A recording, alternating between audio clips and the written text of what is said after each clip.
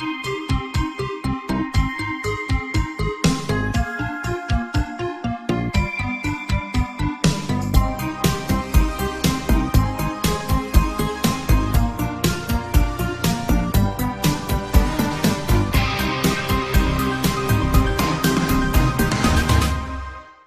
306 Chapter 3 Number 9.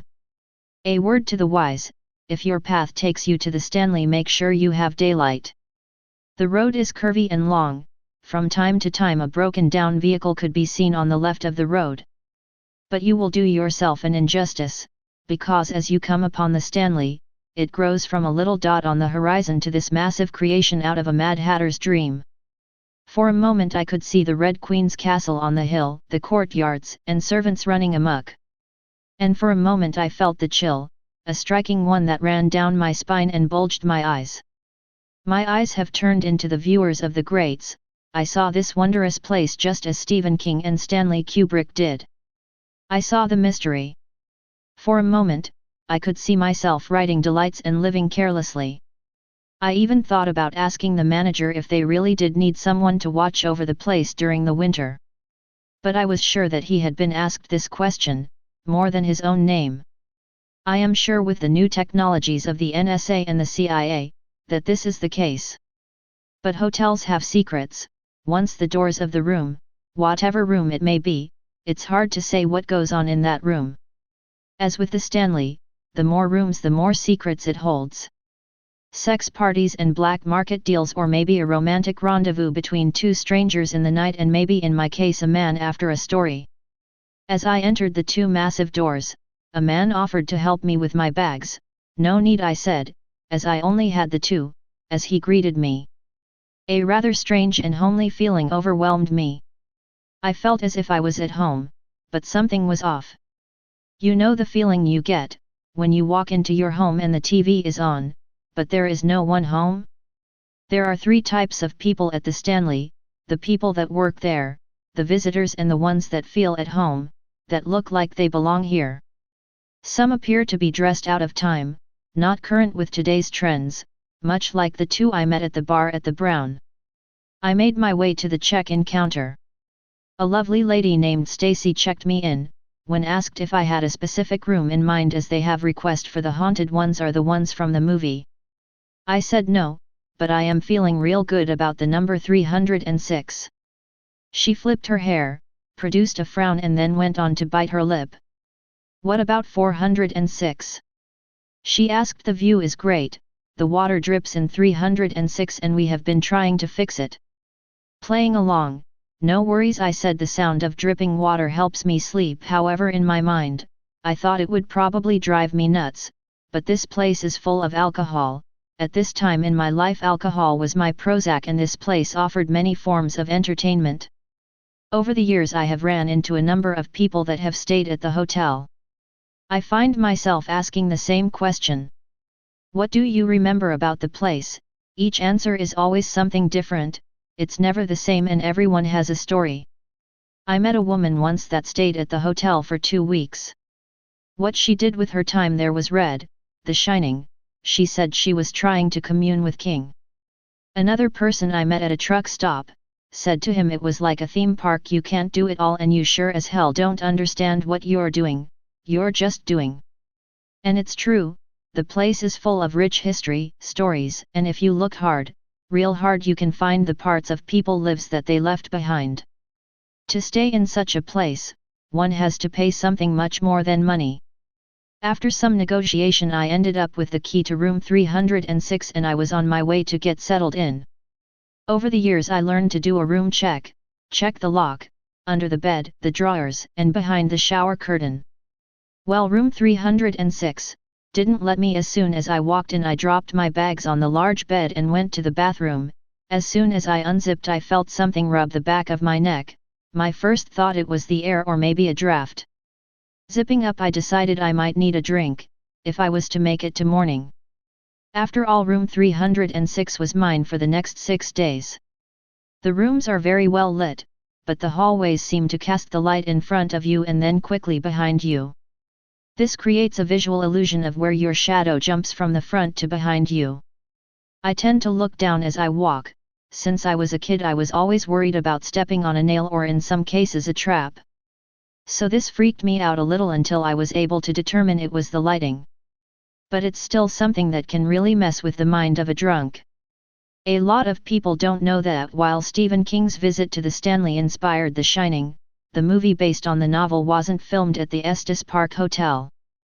King and his wife stayed the night in room 217, room 237 in the film, and the Stanley's mysterious ambience is touted as the inspiration for the Overlook Hotel, the ominous setting of his 1977 best-selling novel The Shining. However, Stanley Kubrick's film based on the book wasn't filmed at the Stanley, though it has served as the filming location of other productions, including the Shining miniseries which King had more to do with. He was always outspoken by Kubrick's take on the book, but Kubrick had a game plan of his own. One should note that the Stanley was something of a secret hospital. Tuberculosis-stricken freelance Oscar Stanley relocated to Estes Park from the East Coast in hopes that the fresh air and plentiful sunlight of the Rocky Mountains would cure his illness. Stanley, the co-founder of the famed Stanley Motor Carriage Company, and his wife Flora fell in love with Estes Park's mountain scenery, but Stanley thought the town lacked upscale amenities and resolved to construct a luxury hotel. He knew he had to do something here after he started to get better, one could say cured from tuberculosis. Construction of the Stanley Hotel's main building, one of 11 structures in the original complex, began in 1907 using material from land now known American Samoa Rocky Mountain National Park. Most of the lumber is from the Bear Lake wildfire of 1900. More on this latter as it plays a rather odd role in this story. The hotel, which welcomed its first patrons in 1909, continues to attract visitors seeking the physical and mental benefits of Colorado's splendid high alpine landscapes. It's no secret that many that finds themselves at the hotel, come back or at least feel the need to do so. For some this need has an addictive nature. One writer elegantly compared it with cocaine. Stanley established the town's first bank and a sewer, power, and water company and funded the construction of the road from Estes to nearby Lyons. He also helped restore the area's wildlife population, and his friendship with naturalist Enos Mills helped facilitate the creation of Rocky Mountain National Park in 1915. He ensured that his discovery would stay in family hands. Visitors of the Stanley can find 5-course meals facilitated by a resident or guest chef, winemaker, brewer, or distiller on Friday and Saturday evenings at a place called The Table, a chic pop-up restaurant that presents a different culinary personality weekly. Other places to satisfy your appetite at the Stanley include Cascades Restaurant, a steakhouse, an American restaurant that serves up locally inspired dishes made with sustainable ingredients, and the Whiskey Bar and Lounge at Cascades Restaurant, where you can peruse a menu of more than 1,200 varieties of whiskey and Scotch, Colorado's largest selection. This is where you would have found me, at the Whiskey Bar, drinking Jack and Coke and chatting it up with the passing stranger.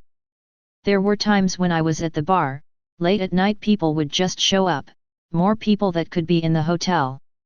But they had to be, didn't they? My first night, I felt like an outsider.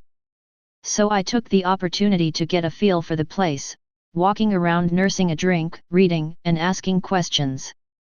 After all, this was an attempt at earning the advance that I had been paid to do what it was I was doing. Most of which was drinking. Now when I was here they hadn't built the maze yet, but they had laid it out. In my mind I wanted to spread the ashes of my friend at the center, but sadly this was not possible at the time. So I decided to look into other possible resting spots for my friend. As the night died down I decided to retreat to room 306, something was off. The drink was strong but so was my will. I was left with that sick feeling that made me stop drinking so many years later. Room 306 sported a nice little hot tub and a well-stocked mini bar, this or so I thought provided a way for me to reflect and wind down. But things had other plans for me. Things that wanted to speak to open ears. I was on my second Jack and Coke, maybe the third from within the confines of my room. Of course I had 5 others at the bar, the conversations were filling, but didn't provide much meat to what I was looking for. The small clock radio piped in some old classic rock from a station down in Denver. After the hot tub filled, a heavy steam settled in the room that eerily reminded me of fog. Hidden in my bag, away from quick fingers and prying eyes, were a few of my happy pills. One needed fuel of some kind to fend off the alcohol demons when they were not wanted. In this case I needed both. I found it disturbing how a place, a person had never been to could remind them of dead friends. I was never one to believe in magic and numbers. But 306 broken down becomes 9, and in numerology, is the symbol of wisdom and initiation.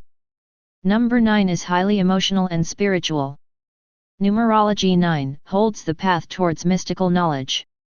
People with life path number 9 care a lot about their spiritual comfort, they care about the comfort of their soul. Something about this hotel, something about this room made me feel like I was on a path that could either help me or take my soul.